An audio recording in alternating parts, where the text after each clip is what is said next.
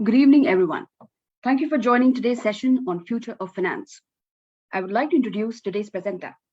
Vinay Solanki is General Manager and Head at Nepino Digital Solutions, a leading IoT and electronic service provider in India. He brings over 18 years of experience in business development, strategy, partner management, sales, and technology management within domains such as IoT, digital transformation, Wi-Fi, fintech, and trading technologies. He has leadership experience across industries such as PC, telecom, investment banking, and IT, while working at Lenovo, Airtel, Goldman Sachs, and TCS, respectively. Vinay holds an MBA from IIM Ahmedabad and an MS in Computer Science from State University of New York, Binghamton, USA.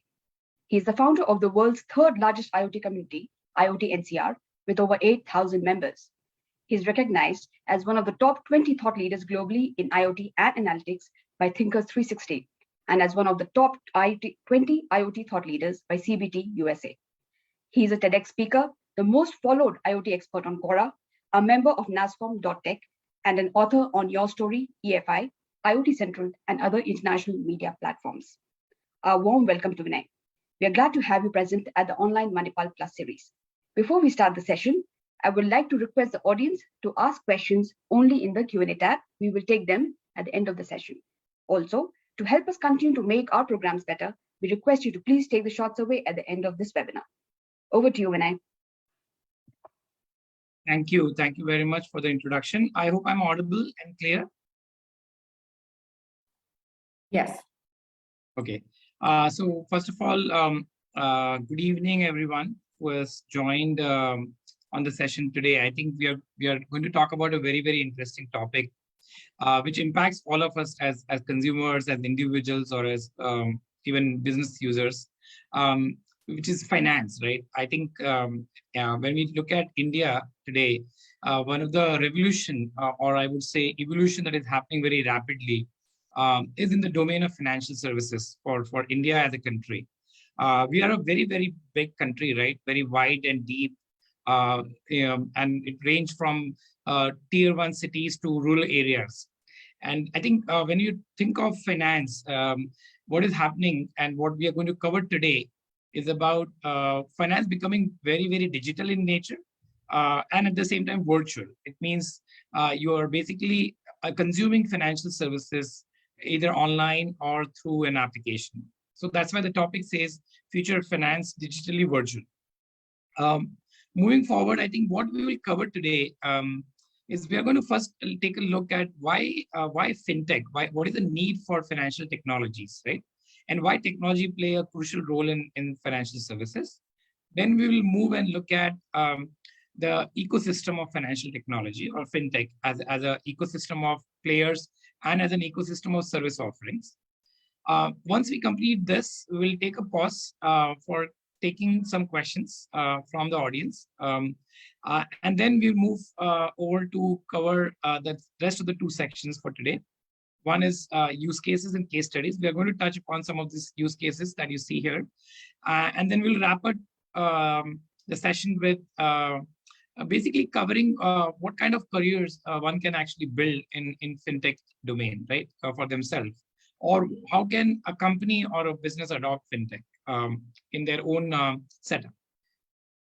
So let's think about why technology is so crucial for financial services. I think as you heard in my introduction, I'm a technologist at heart, right? And I think I've been following fintech for many, many years. I've worked in the past in investment banking. Then I was also handled the mobile wallet ecosystem at Airtel for some time. And that's where I realized the power of leveraging technology to offer financial services to the consumers. But before going there, I think if you look briefly at the evolution of money, right? And let's go back to the era of barter, right? If you remember, or if you probably are interested enough, you would know and remember that people were just trading certain goods in exchange for value, which means you give me your rights and I give you my wheat, for example, right? That was more likely an exchange of value between two individuals, right? Which was called as a barter system. And then after barter came I would say the currencies or cash. We started with coins in the early 1600s or 1500s, and then from there we moved to other form of currencies, right? Paper-based currencies. Then I think very recently, I would say even this century, in the past century, we basically launched money in form of plastic, credit cards or debit cards, and so on. And we stayed with that form of exchange for a very long time, or as a mode of transaction, before mobile wallets came into picture, right? Which is very recently, I would say, a couple of decades back. And then I think today, when we look at, I think a mode of exchange, you must have heard WhatsApp money or money over a Facebook Messenger, which is by Meta, or even WeChat in China is very popular as a mode of sending money or receiving money. It is a simple messenger with an option to pay or receive money, right? So again, if you see from left to right here, more and more the money is becoming more digital in nature. It is there in the software, it is there in bytes or zeros and ones, right? It is not there in physical format anymore. In fact, today, I forget to take my wallet many a time, but I never realized that I will have a challenge of buying something or doing some financial transaction because I have my phone ready with me with a QR code mostly available on every application where I need to buy something from a store or pay for a service in a restaurant and so on. Why was there a need? I think I basically want to really spend some time here for you to understand. When you think of traditional mode of financial services, I think if I go back again a few years and think of the traditional format of banking, right, where somebody has to go and open a bank account. And after they open the bank account, then they will be able to transact. They will be able to store their money or maybe gold or some other asset like their documents of their real estate in a locker.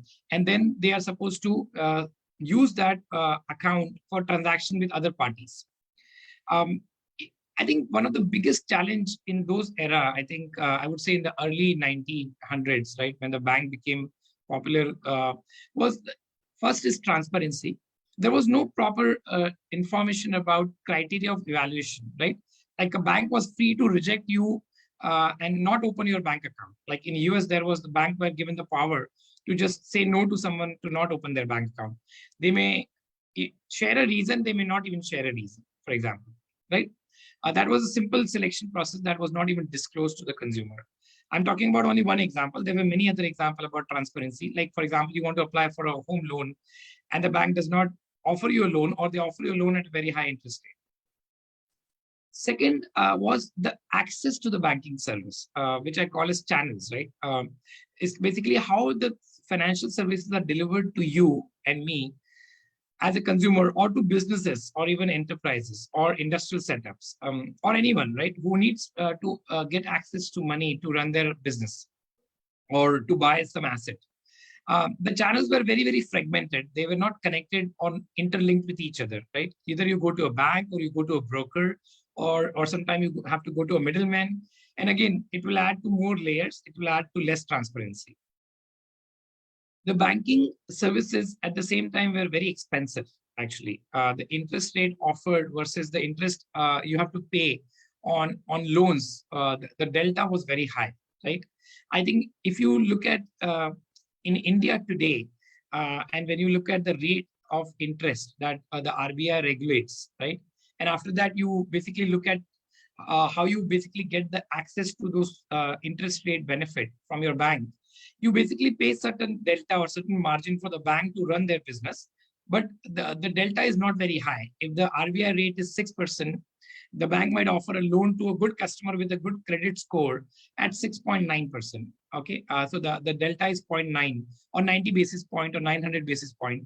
I will talk about basis point in some time, right? But in the traditional formats, it was very, very expensive because again, it was not penetrated very wide and deep as a financial service. So there was probably no option by the bank but to charge more, or they were just making taking the advantage of customer not having too many options, right? Third is performance. The transactions were very slow. Again, I don't know how many of you remember is how much time it used to take for a check to clear in your account. I remember like in my early days, my first salary that came in, I think 2004, I was paid in a check that I have to go and deposit in my account. And then it takes 7 business days for the check to get clear into my account, right? Or if I get a check from someone else, right?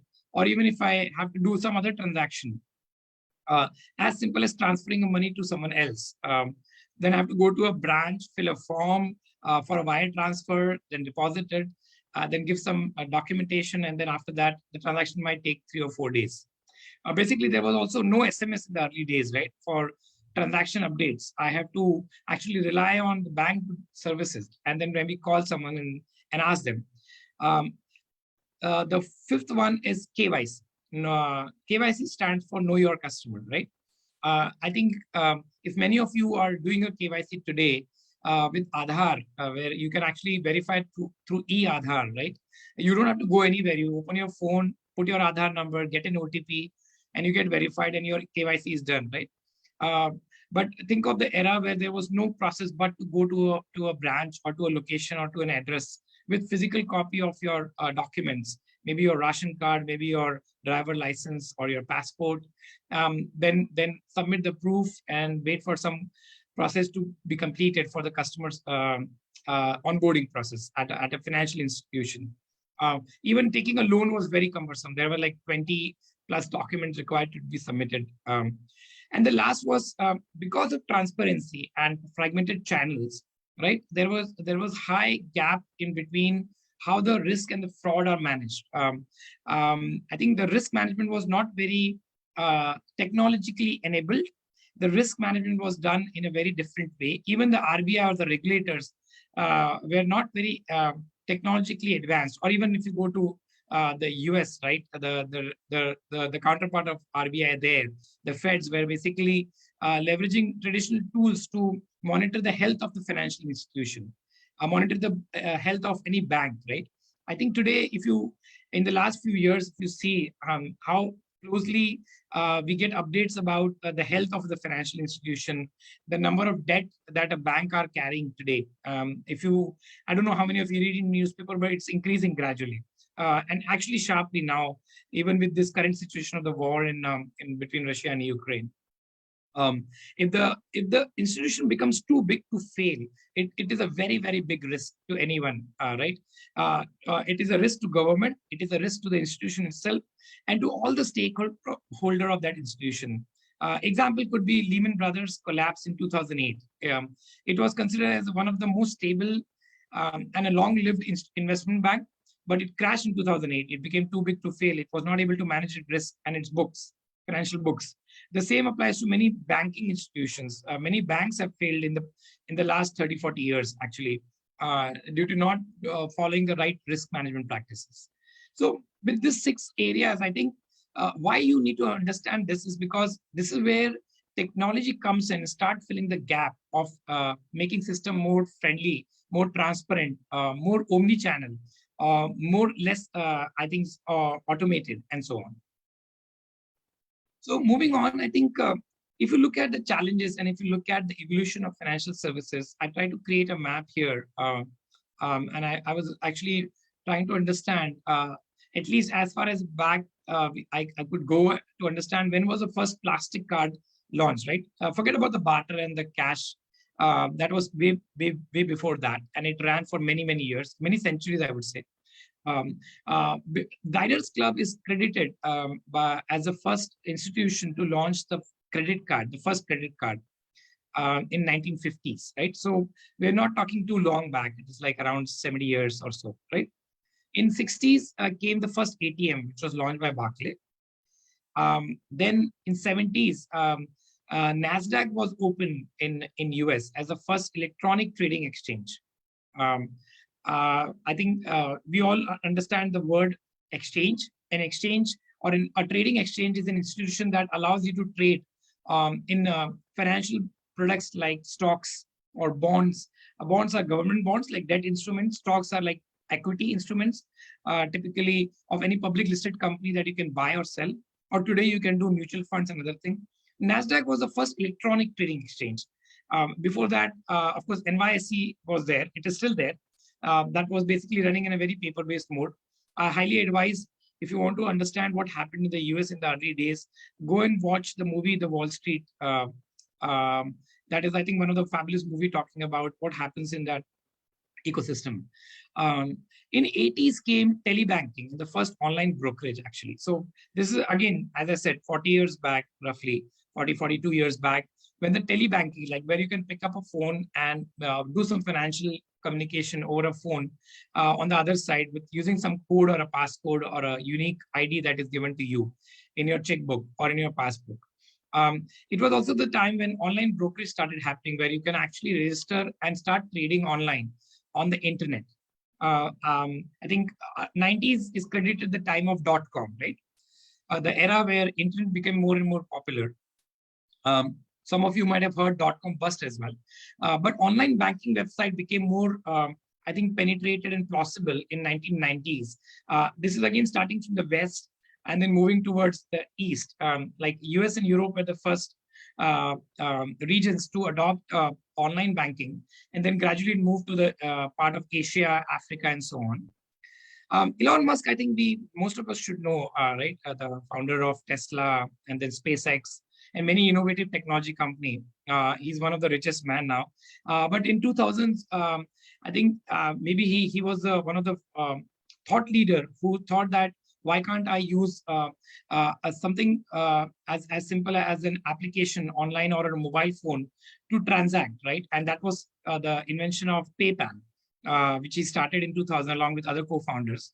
Of course, PayPal is still there as an entity. And PayPal was actually one of the companies that basically made it possible for the industry to understand that you can move beyond traditional channels of financial transactions. Okay. In 2010 came mobile wallets. I think somewhere around that time, mobile wallet is now, I think, a norm in India. They are a norm in Africa as well. Africa is one of the regions which has adopted mobile wallet very, very rapidly because the penetration of banking institution is far lower in the African continent. And most of them have mobile phone where you can either use SMS or a simple app to transact. In fact, as I said, I was actually fortunate to work in Airtel Money, where I was handling in India and Africa. And I traveled around Africa in few countries to understand how they use mobile wallet. You will be surprised that here we just probably pay or buy something from a store. There, everything happens on a mobile wallet, starting from taking a loan to taking an insurance to paying EMIs and everything. Then in 2012-ish timeframe, I think the debut of blockchain-based Bitcoin happened. Blockchain is a technology platform or a technology ecosystem on which an application of virtual or a cryptocurrency came into play. We'll talk about that shortly. And then I think not 2020s, but even before that, the concept of open banking was in discussion. That how can you make banking even more widespread by taking it from traditional banks or NBFCs into open API-based banking infrastructure. Moving on, when we talk about fintech, right? And if you see what I covered in the last two slides, right? The need of fintech and the evolution of financial services industry. This chart actually very beautifully represents the umbrella of fintech applications, I would say, or the areas in which it could be taken advantage of, right? Now, because technology is so widespread today that you can apply it to everywhere, either running on cloud or running on some kind of a server. In 2018, CB Insights came out with this umbrella where, starting from the left, if you look at lending, like marketplace lending and alternative underwriting platform, crypto or blockchain based cryptocurrencies, right? Today we are hearing about NFT a lot in the market.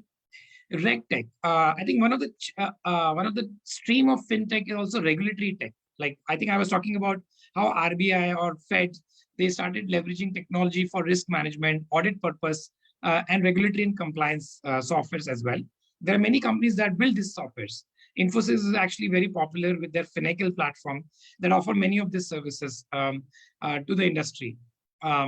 Personal finance. I think personal finance is more about how do I manage my own finance and what kind of tools I can leverage to manage my bills or even track personal credit card information. In India, one of the very popular platform is Cred, C-R-E-D.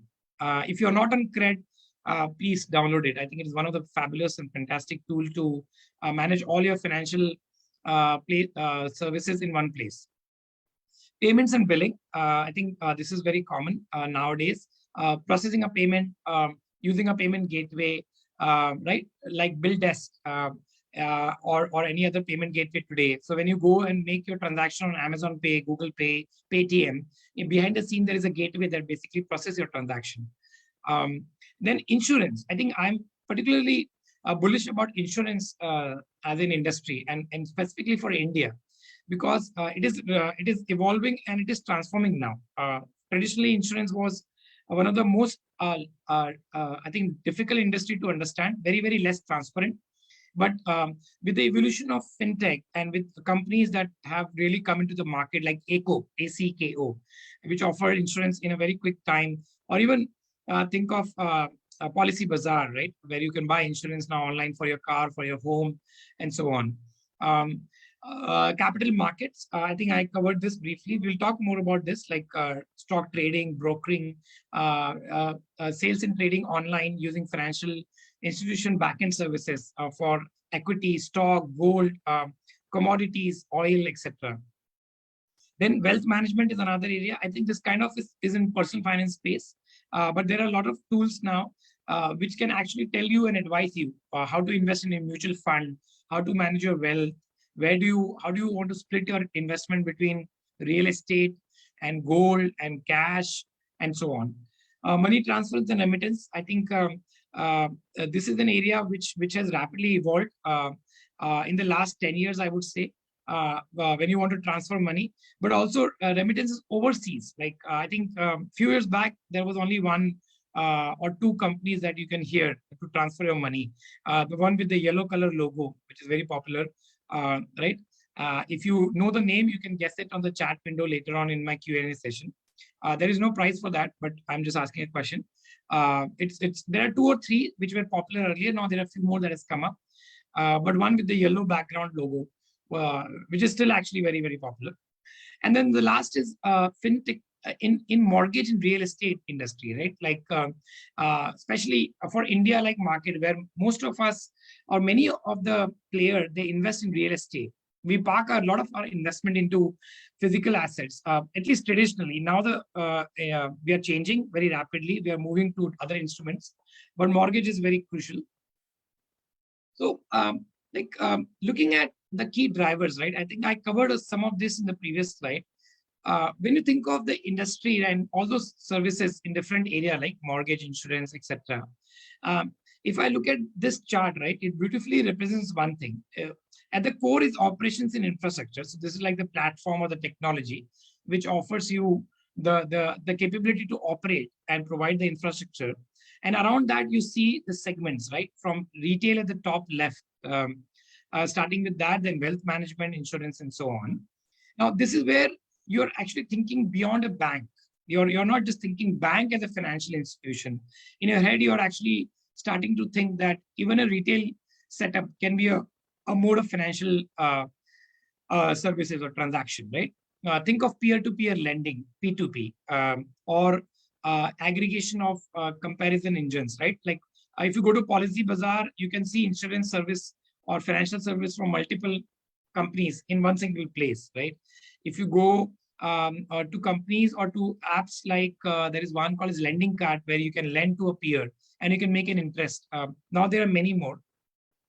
And moving to the right in the wealth management, I have seen a fast pickup of crowdfunding as a platform. In India, crowdfunding is still not allowed.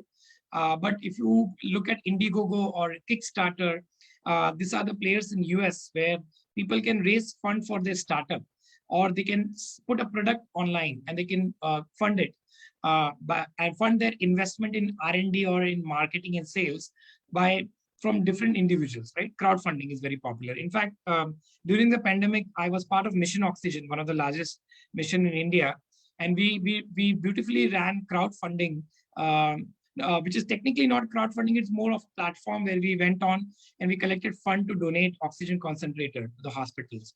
And I think it works very beautifully. There are many platforms now in India for that. Robo advisory. Robo advisory means AI, an artificial intelligence tool advising you on your wealth management capability. Again, use case will be covered here. Then I think when you look at digital for unbanked or areas like insurance, right? There are many areas which are picking up there in this segment, like blockchain. Then application programming interface ecosystem, API, which is open banking, and so on. I will not go through all the topics here, but if you look at this summary, right, a lot of this area are talking about evolution of different channels of financial services, right? Whether I want to lend money to you, or I want to transact with the bank, or I want to take a loan, or I want to take an insurance, and so on. But one interesting area is in the insurance is evolution of IoT, right? It's like technology called as Internet of Things, where a device is connected to the internet. The people are actually looking at leveraging IoT in a vehicle so that they can look at the driver behavior, and based on that, they can offer you a better insurance premium. I think when I was in the US and I was driving my car, that time the insurance company gave me a dongle I can connect into my car for 6 months, and they will then track my behavior, that how many kilometers I drive in a day. Do I go into highways more often? Do I apply a lot of brake, or do I speed up? And so on. Based on my driving behavior, they know that what is the riskiness of me as a driver. And based on that, they either will increase my premium or they will decrease my premium. Most likely, I think people who take this device will actually be people who are driving for work or driving for school and other area, who are technically a good drivers, basically. And that's where the insurance company can pass back the benefit. If you're a good driver, that means the chance of accident or a claim is lower for you. So IoT is actually becoming quite popular in other areas as well, apart from insurance. I think we'll cover briefly when we talk about the cryptocurrencies around it as well. So I think this was my first section where I wanted to cover about why the need of fintech, and we saw the evolution of money, and also the different applications or the areas where fintech is going to become applicable, right, or relevant as a technology platform. Before we move on to use case, let me spend some time on the ecosystem of financial technology. I think what you will see here is basically from left to right. If I covered what I was talking about recently, right?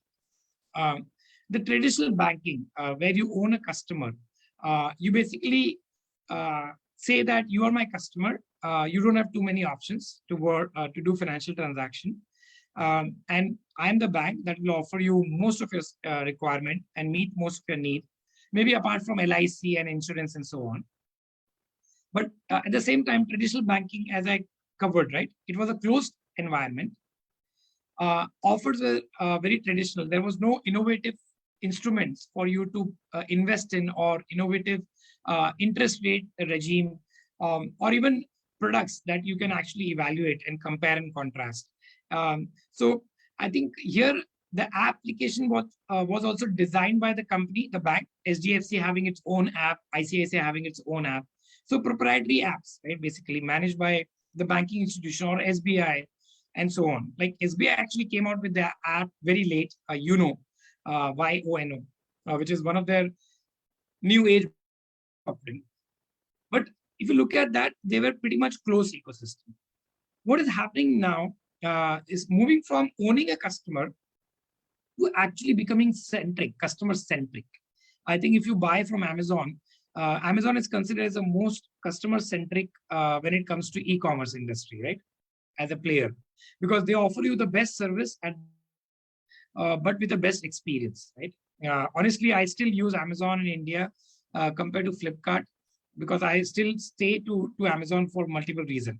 So the same is happening in banking, right? You cannot take customer for granted for forever. Now, what is happening is with Open API, if you're not from a technology industry, don't worry about the word API. Just think of it's like a pipe and a channel in which a traditional banking have to offer it to some technology company to build other applications on top of this. So think like an app store, an Amazon, Apple App Store or an Android App Store, right? Which provides a platform with API. And then companies, they build mobile applications for your usage, right? So you can actually build a Paytm on that, or you can build maybe a gaming app on that, right? So Open API will make that enabled in open banking.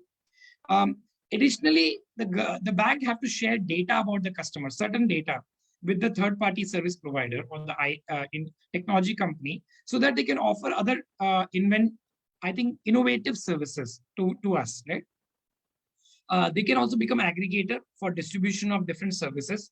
So this is very important for India. If I have to go to rural areas, right, a bank will not be there everywhere. But what is there everywhere in India?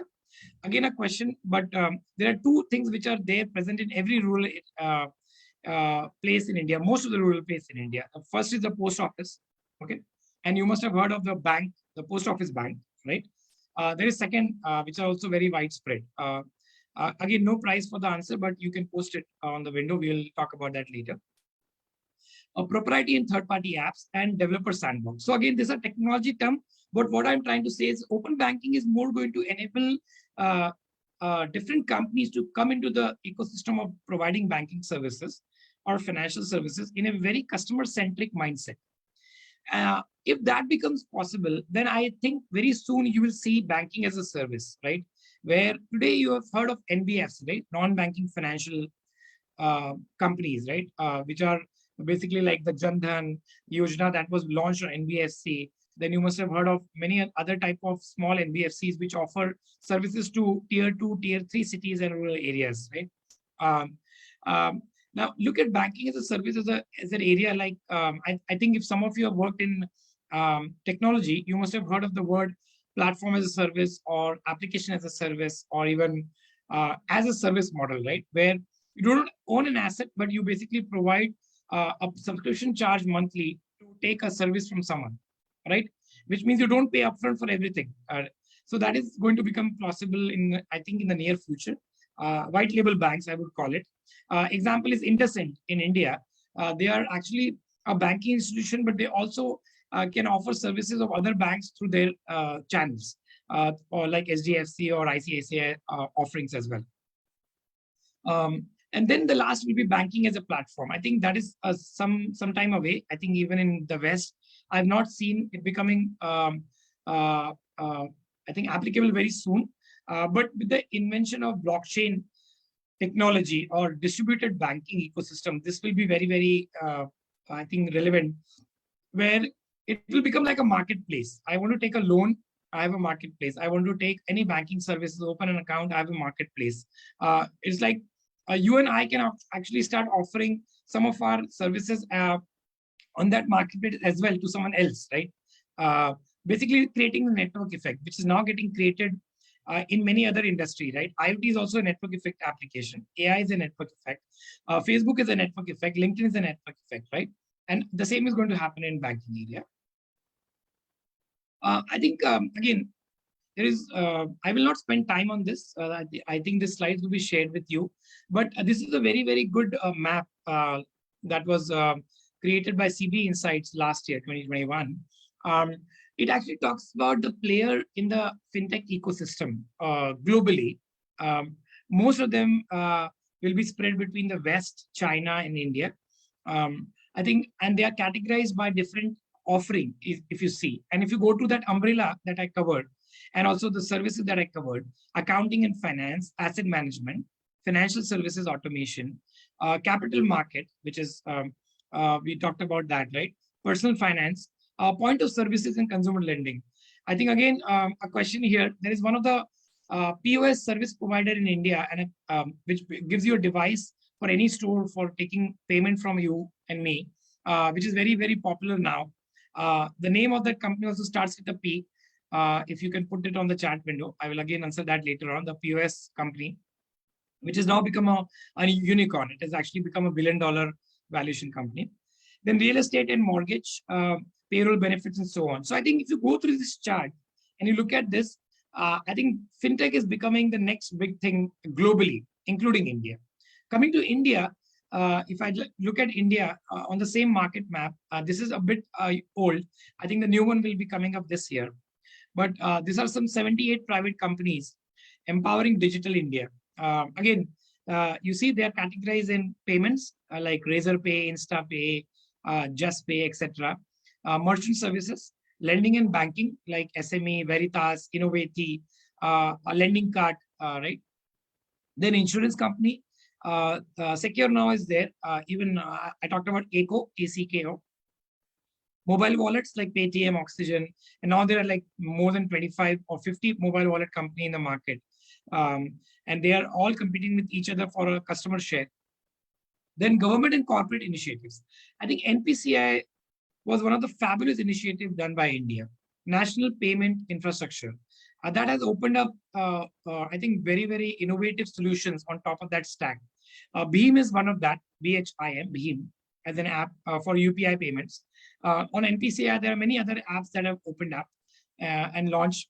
But of course, they need services like Aadhaar and so on. And then the last is personal finance section. Okay, so I think when you look at fintech in India perspective, this slide going forward a step further from the previous slide, what it talks about is that you cannot offer financial technology services to any one of us individually. You have to partner and collaborate. You have to acquire technology. And that is what I've seen in the last few years. Every big bank is acquiring innovative companies and startups in the fintech area very, very rapidly. This actually is around 2 years old. But in this last year alone, the number of acquisition in fintech has like really boomed and rapidly grown. Like example is ICICI Bank acquiring Nikki.ai. It is an AI-based chatbot, right? For transacting with a customer on a chatbot where you can answer the queries, or paperless onboarding of customers. Right. Look at RBL Bank. They acquired and partnered with MoneyTap for lending services. Kotak did the same in consumer credit analytics with Credit Seva. It's like, I think you were heard of CIBIL, right? CIBIL, which actually does credit scoring for all of us. They create a score in a range of 100 to 800. Typically, the good credit score is above 700, based on which the bank will decide whether to give you money or what interest rate you have to pay. If you're a risky customer, your credit score is going to be low, right? Especially if you don't use credit cards, or you don't have a lot of EMIs, or you don't buy services on loan and other thing, you probably don't have a credit record in that case. And I think it is important that you use certain services to build a credit scoring for your future. If you don't need money now, you might need 10 years down the line, right? So I think with that, I will take a pause now to take up questions before we move on to the use cases and then the career sections. Okay. Mac has a query. India being a country of people belonging to wealth bucket to extremely poor, the range is pretty high. Fintech has given an opportunity to cover the gap. But what he feels is that the internet connectivity is one of the major loopholes, which is not going to help the deeper penetration of fintech, especially wallet services. So what if the fintech becomes completely offline, like the latest NPCI platform, e-rupee, etc., and UPI Lite, which is quite close to that. So, your inputs on this, Vinay. So, is it possible for us to completely integrate, with this technology? So I think if I answered the question correctly, and there was a question and some comments in that, it's like you're talking about offline modes of financial transactions in areas where there is no connectivity. If I'm correct? Yes. Correct. I think the offline mode of financial services is already there in many countries, and although the challenge would be that the amount of services or the number of services you can offer will be limited on an offline mode, right? Versus a completely connected and online mode. You're right.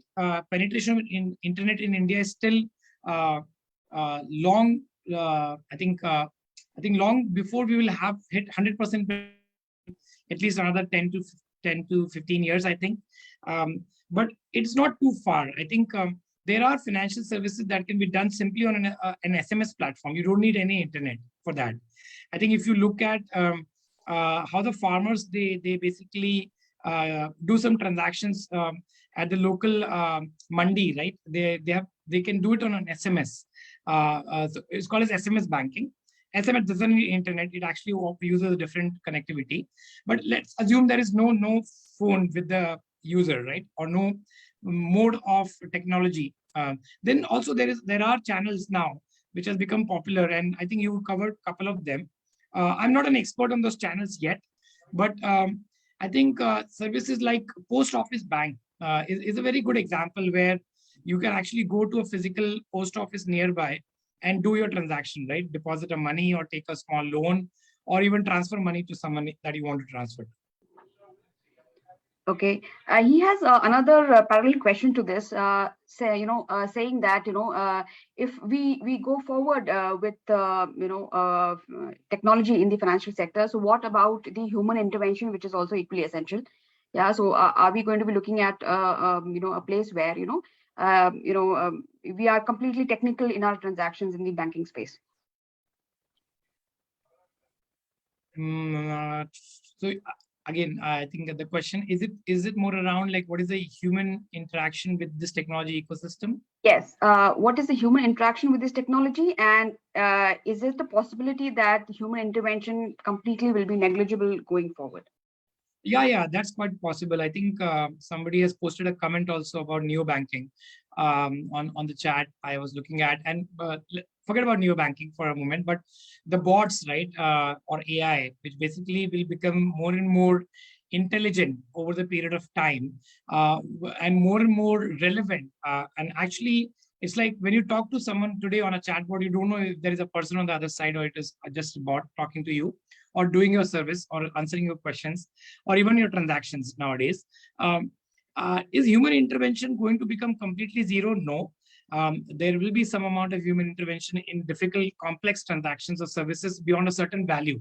So if you want to transfer an amount up to 5,000 rupees, for example, today, right, you can do on, if you take an example of the Wi-Fi chip in your cards now, you can just tap and pay. But beyond a certain amount, you can regulate and say there has to be an OTP entered by a person. Okay. Or the same can be applicable in other services which are peer-to-peer, where there is no need of a human at the end of the service point. A computer service can actually offer you what it is needed, right? But what I feel is the coexistence of human and intelligence is going to happen for a very long time before it is going to become completely autonomous. So it's like, think of autonomous driving today. It is a good tool. It is a good area where the car can drive on their own. But will it replace the human driving in the near future? The answer is no. It is going to become a coexistent offering. The same will apply to fintech, right? Yeah. Okay, Mac, I hope that answers your question. Yeah, going on to the next one. This is by Salil. Is there regulatory laws around fintech banking to protect customer privacy? Yeah. There is a lot of regulation by RBI and also by other financial institutions, which are sub entities, that basically regulate how is the data that you share is protected, right? There is a lot of rules and regulations around how the data is stored. Number one, for example, the data can only be stored in India for Indian customer. It cannot leave the country boundary. Especially if the technology company or the fintech provider is storing it on the cloud. Number one. The second is what kind of info can be shared or used for marketing purpose is also there. And the third is more around the privacy around my credit score and other information. But Salil, I also will be honest that there are a lot of incentive now these companies are giving for people to share their info or do social media marketing or other things, right? If you look at privacy, it is it's a term which is defined in a different way in different country. China, when you go to China, people say there is nothing called as privacy in China. The government knows everything about everyone there. When you go to US, people say it is quite well regulated. Europe is more stringent on customer privacy, with a lot of their regulations they have launched, including GDPR and so on. India also is coming with India Data Privacy Law, IDP, which is very much regulated on GDPR, or modeled on the GDPR format, which will protect the customer or data privacy and data security both, and regulate what you can store and what you cannot store. Simple example is you will have an option to tell the bank that don't remember my birth date, for example. By the way, birth date might not be an option, but don't remember my location, or delete my house address after 100 days because you don't need it, or for some reason this is my temporary address, things like that. So that is where it will go become, I think, relevant for us to also decide what to share and what not to share. Okay, moving on to the next question. Shalvi Pandey has a question. If government legalizes digital currency, is there a scenario where it will completely represent the paper currency? And is that advisable? Is there a scenario? I don't know, honestly. Can we all trade just on cryptos and NFTs and in metaverse in the future, and transact there on a peer-to-peer platform with no physical transaction of cash or currency, I would say. Maybe in certain application area, it might be completely virtual, completely crypto, and certain applications or certain transactions, it have to be in a format of paper currency. Right? I can't think of paying a crypto to my kirana wala or a sabji wala, even in Gurgaon, or maybe in a remote area, at least in the next 20 years. But it's quite possible. You never know, right? At least if you go to US, because everyone is buying things from a regulated platform. Even if you buy a grocery, you go to a big store, right? Like a Walmart, you're not going to a small service provider. So if Walmart says that I will accept crypto for all the needs of your grocery, or maybe some other provider there like Le Mars in Europe or other players, it's possible, right? Whether it is good for us or not, that is an answer that only time will tell. Okay, Sai Pavan has a question, Vinay. Going forward with government imposing tax on crypto withdrawals, does it indicate that in future government is going to replace paper currency to crypto? Or are you seeing any trends from the government, in terms of pushing cryptocurrency?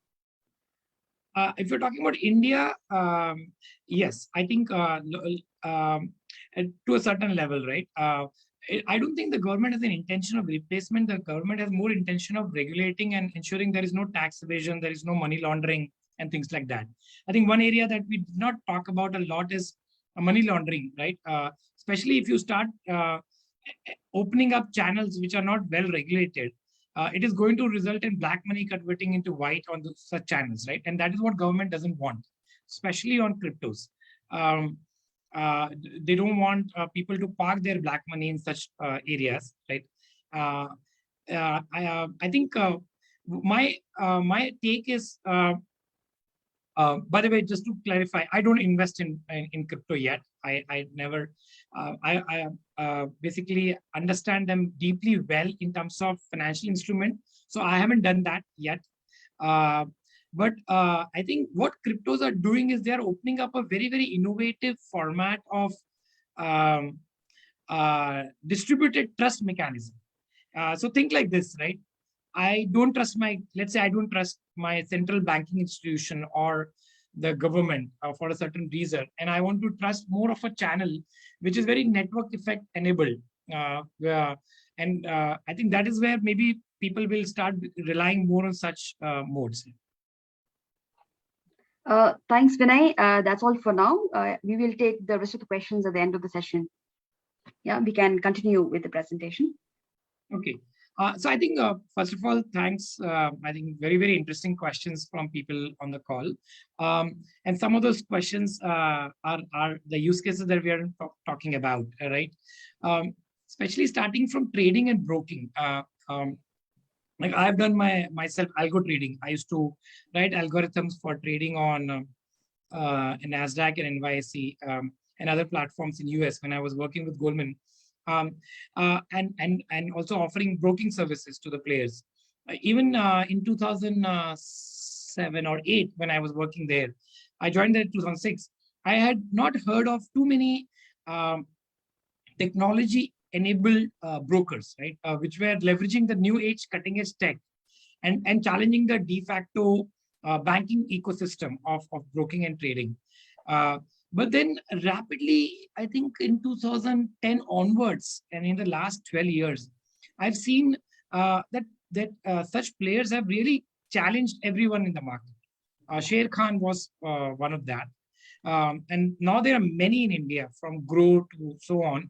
One that catches attention for everyone is Zero Dha. I think it has now become a unicorn some time back. And Zero Dha actually grew so rapidly. If you see this chart, right, in March of that year, 2019, I think, they had 5.4 lakh customers on their platform.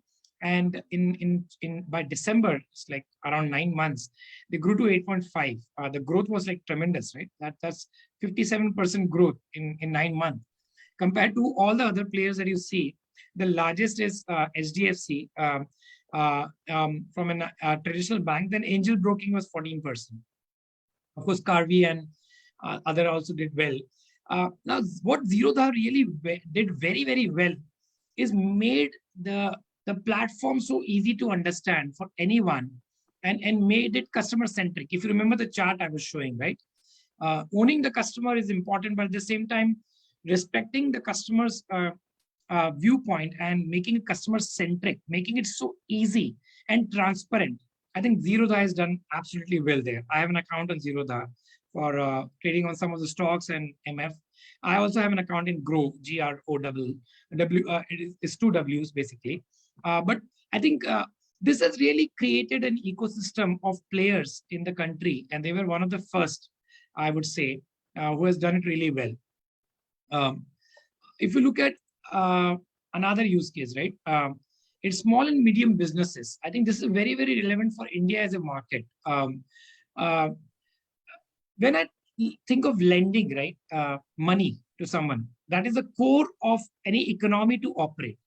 If people cannot lend and take loan, they cannot function, right? Especially businesses, especially small scale and medium scale. They always need money, working capital. They need PO financing, purchase order financing. They need other things to buy capex or invest, right? Because they are not very cash rich like big companies.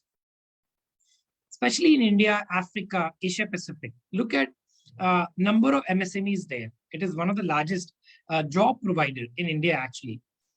So in order to support them, the lending has become now very inclusive, and it will continue to become more and more inclusive with fintech into the picture, right? The banks have started offering MSME catering services or basket of loans, or even large ticket size and small ticket size. NBFCs really has, I think, done fabulous in many areas, especially farming, agriculture industry. Or even small scale textile manufacturing services, because there are so many textile companies in India which are very small scale. And think of any other fragmented industry, right? Like fishing, fishery industries, right? That is one of the largest in India, given the amount of ports we have and consumer of such products we have, right? So microfinancing institution, I think now they have challenged the big banks, where they can offer small loans at a interest rate and a small payment back term, right? They offer MFIs, which offer like small ticket size loan in a better, faster KYC turnaround, right? Then fintech is also getting into P2P area, right? I think I covered this use case of crowdfunding. For social causes like during pandemic, or peer-to-peer lending, like you and I going on a platform, lending 10,000 rupees to someone. We don't know who we are lending at times, and sometimes we know who we are lending. There are both scenarios, or maybe there is a middleman, and they give us an interest in X number of months, right? You can say, I want to lend for 6 months, I want to lend for 3 months, I want to lend for a year. And then you get an interest back. Now, it is risky. It is not completely without risk, right? People might not end up paying. But what we have seen, and I have observed, that P2P has done well because people who take small loans typically won't have a challenge paying it back, because if they don't pay it back, they can't go again to lend. There are some rate of fault and rate of failures, I would say, where people will default on their payment, but that's minimal. And I think this P2P platform will manage that rate of default and the rate of risk, because they take a cut or a margin, right? So watch out for this area. I think in the next 5 years, if you're looking for building a career into such kind of a domain, think of understanding P2P lending really well. And for specific for India, it is going to boom very, very fast, right? Because banking cannot provide everything for everyone in India. I think somebody asked, right? Offline mode of transaction in rural area. Think of an offline mode of lending to a small farmer or a small scale business owner in a rural town, and him or her getting that access to money at a lower interest rate. Think of the volume it can generate and the amount of market size it can enable for all of us to track, right? Because people who can't pay high EMIs or high interest rate will never probably get into the banking infrastructure. And India still have a lot of people who are not in the banking or financial ecosystem yet. And that is a very, very big opportunity. Then venture debt funds.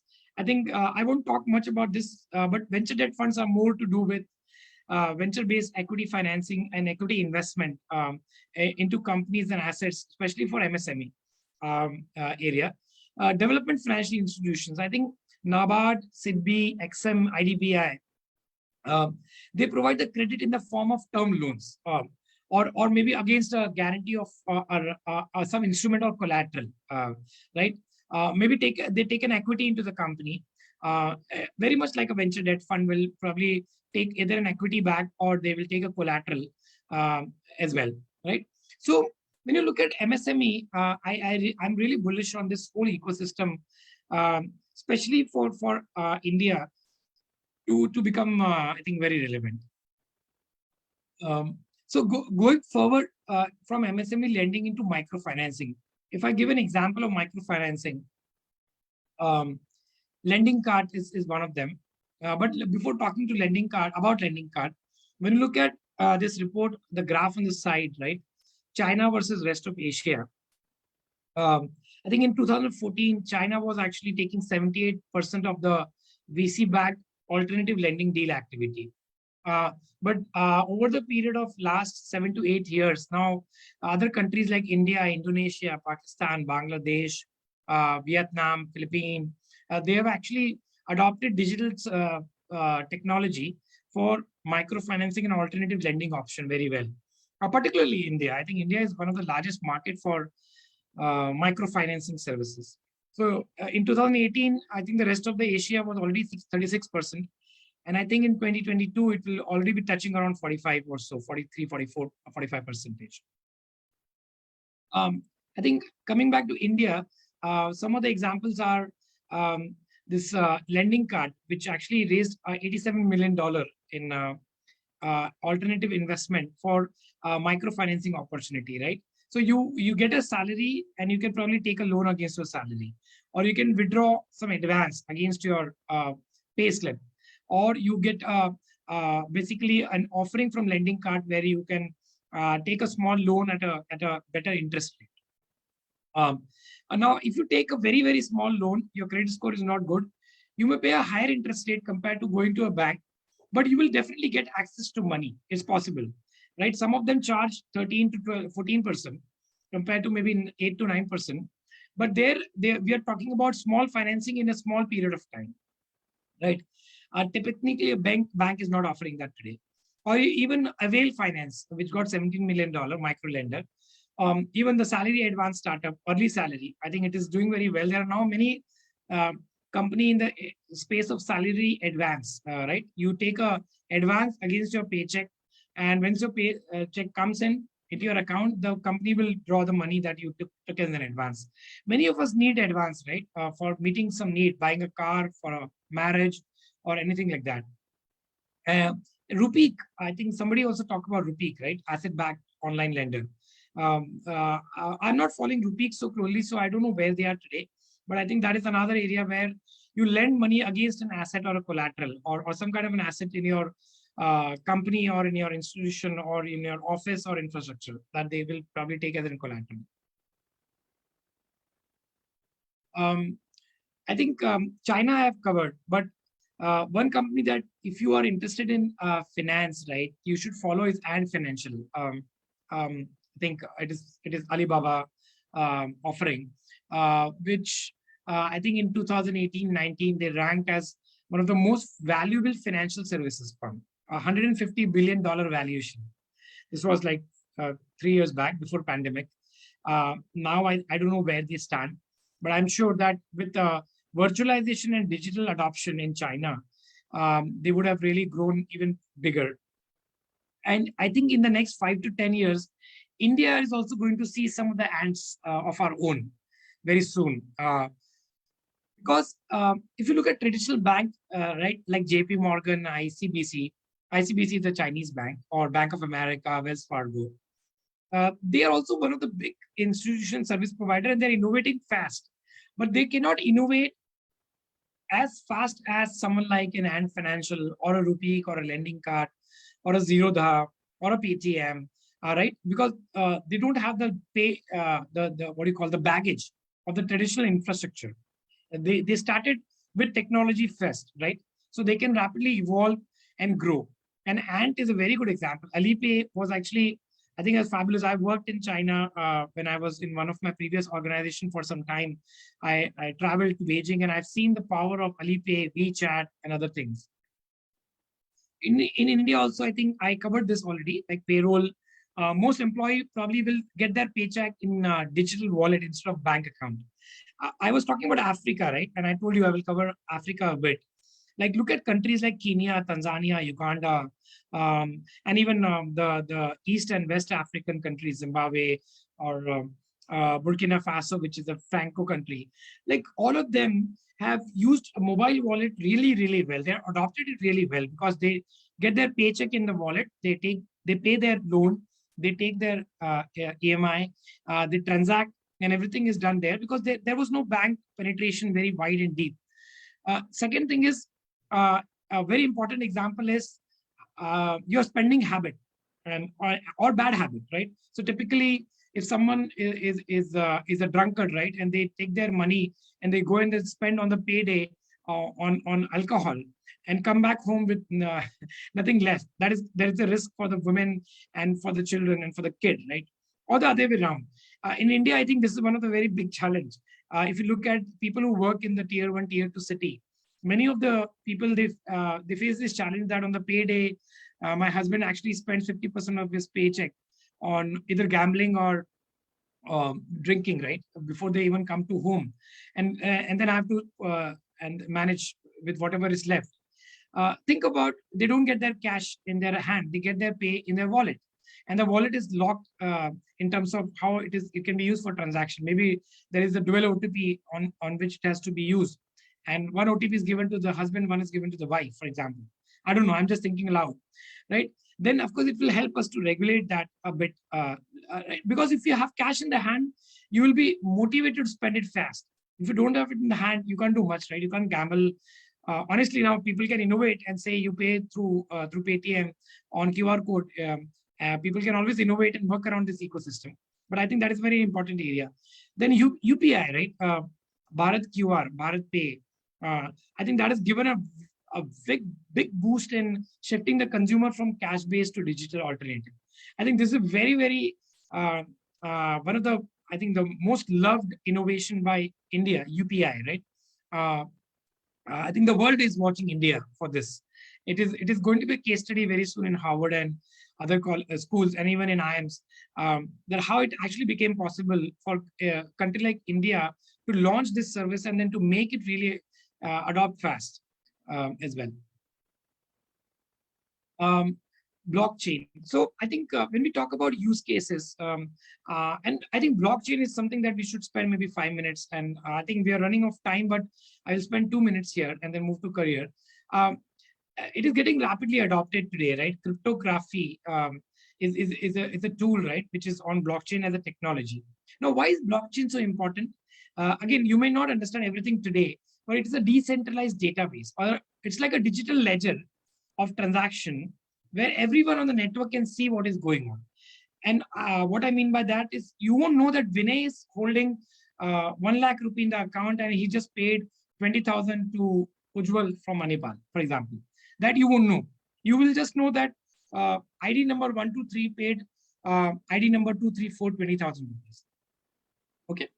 Now, while you can see that, and while 10,000 other people on the platform can see it, it becomes very difficult to break a trust of someone, right? Because if tomorrow Ujjwal come back and say, hey, I don't receive 20,000 from Vinay, basically ID 234 will say I did not receive ID 20,000 from ID 123. Then all the other IDs will actually can come and give a proof that I saw the transaction happening. This is where it was recorded. This is a blockchain ID, and so on. So basically, blockchain, if you have to break it in, it is a chain of blocks. Basically, it's like, think of a ledger. A ledger is like that book where traditional bank used to entry the transaction, right? It is in a digital world where you write a ledger and you keep writing ledger after ledger and you link them together. So you make a chain of transactions on a page, and then you link another page when first page is full. And then you keep linking the pages, they become the block. And that's why it's called as blockchain. So where everyone see what is going on in an anonymous way, but at the same time, to break a trust or to do something fishy, you need 51% of the people to go wrong. It's like if Ujjwal has to really blame Vinay, she has to coordinate with 51% of the people on this call to tell them that, hey, let's say that Vinay did not pay me. Only if they get convinced, then it will be proved that I have not paid, or maybe some other ID will be there. Okay. So it is more complex than what I'm just trying to say. You should read about this. But this is actually beautiful, right? A distributed ledger leverages stringent control on enabling smart contracts and auditable data. It means the data is very transparent, auditable, and the contracts are written in the digital world. That's why they are called a smart contract. And they are enforced by the distributed ledger.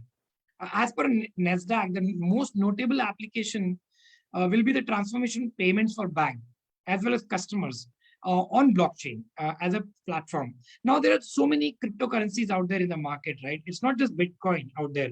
There are numerous in India, also in Asia market, and so on. You can look them up. You can also buy cryptocurrency if you want, or invest in that. But only it will become plausible and I think relevant when people are accepting that as a mode of payment. So like Bitcoin or altcoin can be accepted as a mode of payment for some transactions, especially in metaverse, right? In the world of non-fungible token as a mechanism of owning an asset in a metaverse, in a virtual world. Okay. So I think last on this part is AI and ML in financial services. I think I don't know how many of you are familiar with the term artificial intelligence or machine learning, but it's basically somebody asked this question, right? What if the bot becomes so intelligent that there is no human intervention required? With AI, I think financial services getting the must boost because the technology in partnership with the human can actually help to manage the portfolio or enrich better credit scoring or create a chatbot or even do a real-time transaction, enforce compliance and regulatory, or even detect fraud in a better way. I think that's why I say that AI is very powerful. It needs to be done very carefully.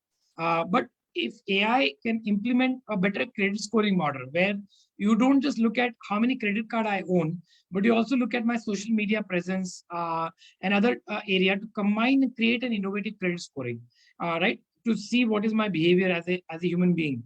That is actually going to add a lot of value. So I'll move to the last section for the day. opportunities in India for careers in fintech. Um, I think when I was reading some newspapers some time back and I was looking at functional distribution of role, there was a report which said that finance is going to become one of the top financial area for careers in India. Um, and especially the top industry, if you see on the right, the 26% chart, right, among all the industry is going to be financial services and stockbroking, right? And then comes IT software, then banking, then internet and .com, and ISPs and software, right? I've listed some companies that was there on the article who are hiring in this area, in the financial services area. But when you talk about roles in finance, there are two categories. There is technical role and then there are techno-commercial. Somebody asked a question, what is the role for an MC or a BCA person, right? There are many technology related role which a computer application holder, BCA holder can do. A help desk engineer, quantity developer, database analyst, data analyst, someone who can understand the data, even UX designer or risk management platform builders and so on, right? I've listed only a few here. There are many, many there.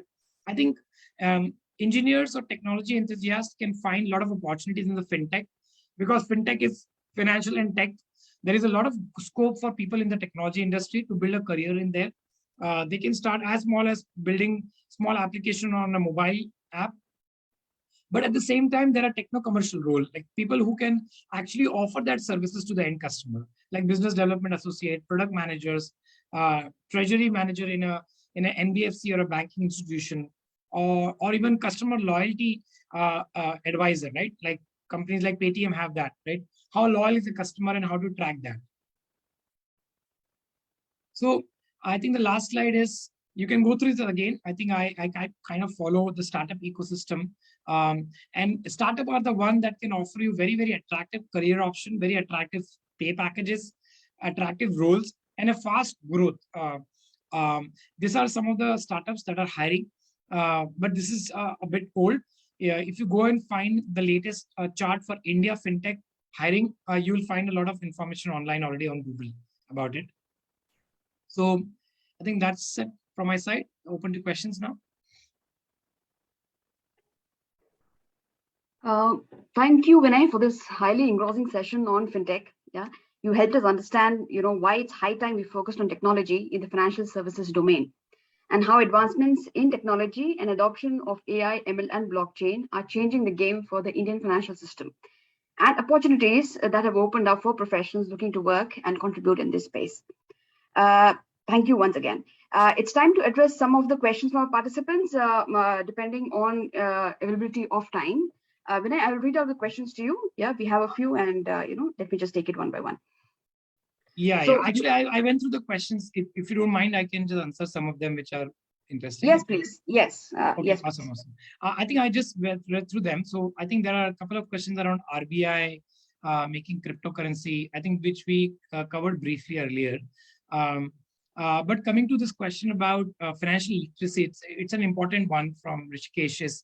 I think financial literacy is very, very, very crucial, right? And what is happening, there are many, many institutions now which are offering some basic courses in regional languages or services where people can understand what they need to do in order to use a financial service on a fintech platform in a regional or a local language. At least I've seen few. And I think for India, to fill this gap fast, more and more regional language support need to be there in addition to English. I think Hindi and southern languages and even Eastern and Western speaking tones need to be adopted. And technology can come in very handy now for that. Second is infrastructure. I think, again, it's very important. It is a serious issue. I agree with you. See, one area is the integration and penetration of internet and application or mobile phone. It will be very, very important driver for financial services. If everything can be done online in the future, then ideally the only infrastructure you need is a phone, an app, and an internet connectivity. Okay, it can be on 4G, it can be on 5G. It doesn't have to be in Wi-Fi in your home, right? So that should be the best way to penetrate faster. Of course, you cannot implement a bank everywhere. You cannot open an ATM everywhere. You cannot put a desk and a counter in every retail store. But I think I covered about retail banking, right? Retail store or kirana becoming a place to do some basic financial transaction. That can be another area, because I think the mom and pop stores are there everywhere. And if they can be enabled in some form and shape, that can negate the challenge of heavy infrastructure that we need. So the idea is asset light infra for financial services. Another question is, I think MCA and BCA roles I covered in my slide. There is one more I saw by Hirish. Yeah, so I think this question about legalizing crypto, as I said earlier, right? It is going to be very interesting area for us to look forward to, from a crypto, virtual, and other kind of currencies that are coming up into play, and closely monitor it. I would think that investment in crypto should be done to a smaller extent to see what is going on. So unless you make your hands dirty, you won't know how it actually plays. And before investing, you have to really understand what are the regulation around it, and whether it is going to become legalized or not. We will see, I think, in the near future. I feel it will. You cannot stay away from that, because India is a digital first economy. We are actually leapfrogging in many of the areas when it comes to adopting technology compared to other countries, because we have no other option but to leapfrog and leverage this what do you call the platform to offer and reach everyone if you need to reach everyone. So I think any other question, let me know, Ujjwal or.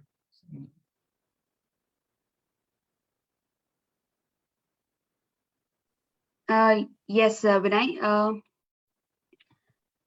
As of now, we don't have. Okay. There was one more question. Let me just put it to you. So, in case of an extreme situation, what is the contingency plan that the fintech, system operates by? Example, complete breakdown of networks, etc. So, is there a contingency plan in such situations? That was asked by Hunain. Yeah. So, see, contingency plan is required for every technology solution, not just for fintech, right?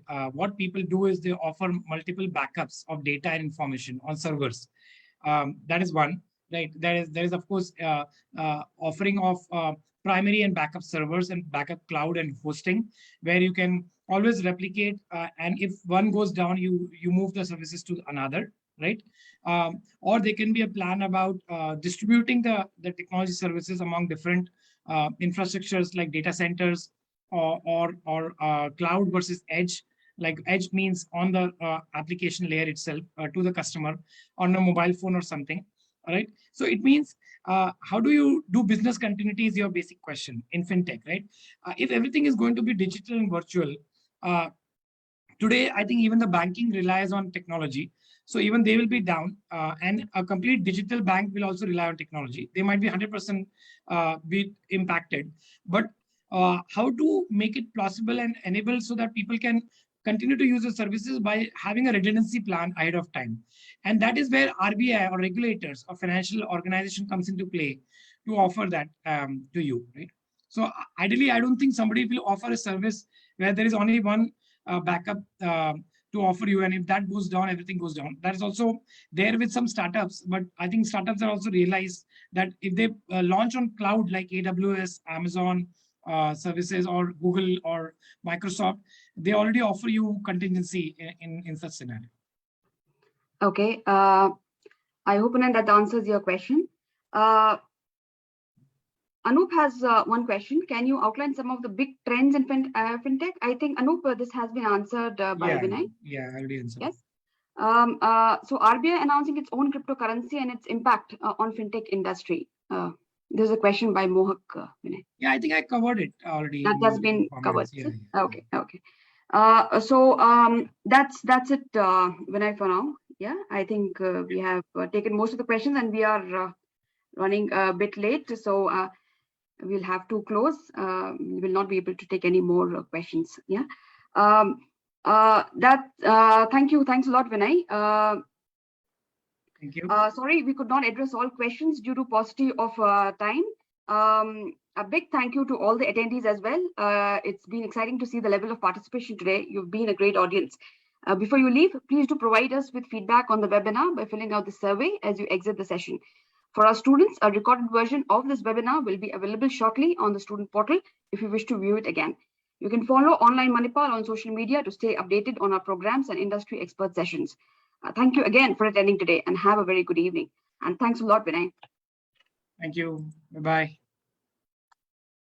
Good night.